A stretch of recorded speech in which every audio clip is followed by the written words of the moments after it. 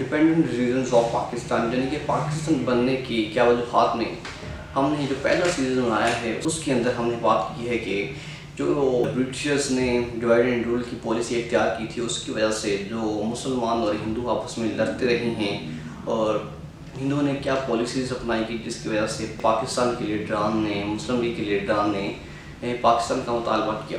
دوسرے سیزن میں ہم دیکھیں گے کہ مختلف لیڈران، علی گڑھ کے جو سربراہ تھے، سر سید احمد خان، قائد اعظم علامہ اقبال، چودھری رحمت علی، ان جیسی شخصیات نے کیا کردار ادا کیا؟ کیونکہ پہلے سیزن میں تو آپ نے جانا ہے کہ جو ڈیوائڈ اینڈ رول کی پالیسیز کی وجہ سے دونوں ایک دوسرے کے خلاف ہوئے، پالیسیز کو سامنے رکھتے ہوئے ہی جو ان کے درمیان فسادات پیدا ہو گئے، ان کے درمیان معاملات پیدا ہو گئے، وہ پاکستان بننے کی وجوہات بنی۔ لیکن لیڈران نے کیا کردار ادا کیا وہ ہم دوسرے سیزن میں جانیں گے۔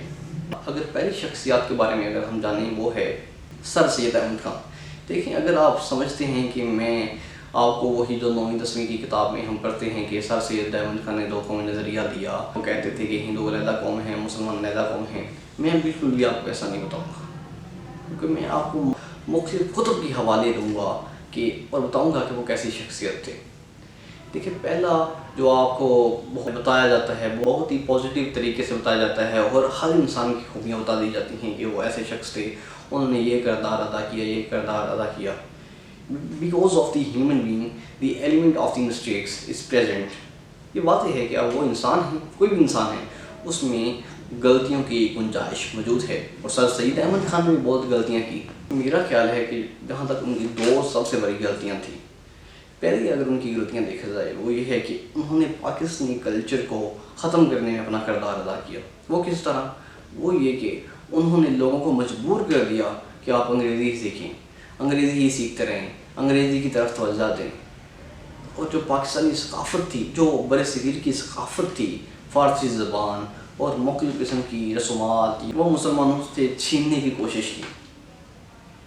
اور دوسرا یہ کہ انہوں نے کوئی انگریزوں کے خلاف پالیسی بھی بنائی، حالانکہ وہ ہندوؤں کا پیغام دیتے رہے کہ دو قومی نظریہ۔ بھائی، اللہ نے جنگ تو ہمیں انگریزوں کے خلاف بلند کرنا تھا نا، کیونکہ حکمران تو وہ تھا، حکمران کے ساتھ ہو گئے اور حکمران کے خلاف کوئی پالیسی نہیں بنائی، کیونکہ اس کے جتنے بھی ادارے تھے، علی گڑھ، محمد ایجوکیشن، MU کالج، وہ انگریزوں کی امداد ہی کی وجہ سے چل رہے تھے۔ اگر انگریز امداد نہ دیتے وہ چل ہی نہ پاتے۔ تو اگر انگریزوں کی امداد کی وجہ سے چل رہے تھے تو ہم کیسے تصور کر سکتے ہیں کہ وہ جو بھی پالیسیز بنا رہے تھے وہ انگریزوں کے ماتحت رہتے ہوئے نہیں بنا رہے تھے؟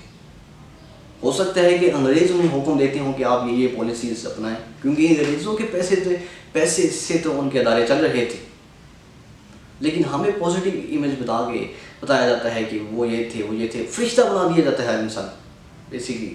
اور تیسرا جو ان کی سب سے بڑی مسٹیک تھی، جو سب سے بڑی غلطی تھی، وہ یہ تھی کہ انہوں نے مسلمانوں کو بند کر دیا کہ آپ پولیٹیکل پارٹیز بنا نہیں سکتے، مسلمانوں پر پابندی لگا دی کہ آپ کو سیاسی جماعت نہیں بنانی چاہیے۔ دیکھیں، اگر کوئی انسان یا کوئی معاشرہ سیاسی حقوق چاہتا ہے، معاشی حقوق چاہتا ہے، تو اس کے لیے پولیٹیکل پارٹی، سیاسی پارٹی بڑی اہمیت رکھتی ہے، وہ اس کے بغیر کوئی چیز منوا ہی نہیں سکتا۔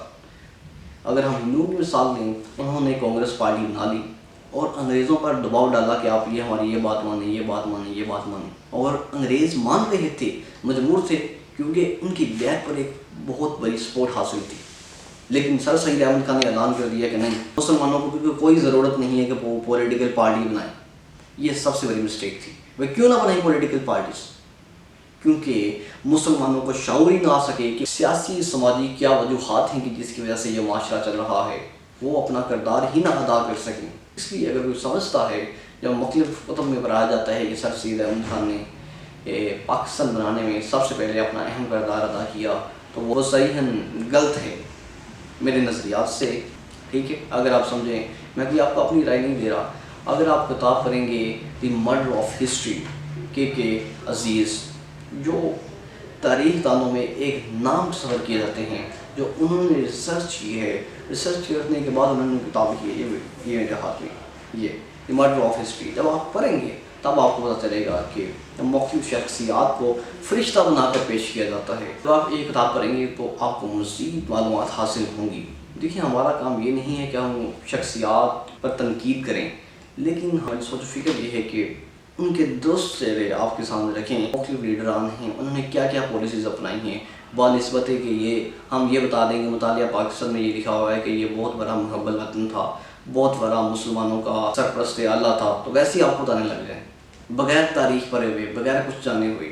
اس لیے ہم سمجھتے ہیں کہ ہم آپ کے اپنے ویورز کے سامنے، اپنے حاضرین و ناظرین کے سامنے وہ بات رکھیں کہ جو حقیقت کے زیادہ قریب ہو، کیونکہ ہم نے بھی آپ کو اپنی طرف سے تو نہیں بتایا، جو کتاب میں لکھا ہوا ہے، جو مختلف تحقیق دان نے، جو مختلف تاریخ دان نے ریسرچ کرنے کے بعد اپنی کتب میں لکھا ہے، وہ نظریات ہم آپ کے سامنے رکھ رہے ہیں۔